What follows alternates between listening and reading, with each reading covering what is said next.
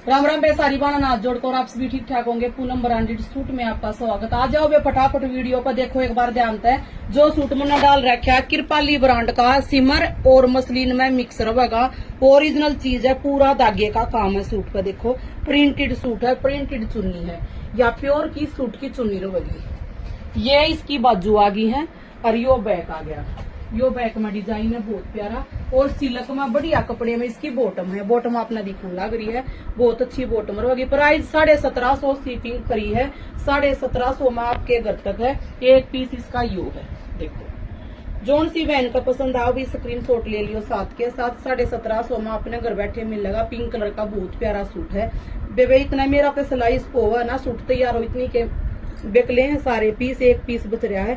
जुनसी का पसंद आवा स्क्रीनशॉट लेकर अपना ऑर्डर बुक करवा लियो। आज का कलेक्शन अपना इतना ही है। दबा कर लाइक कर दियो बे, कमेंट शेयर दबा कर करियो।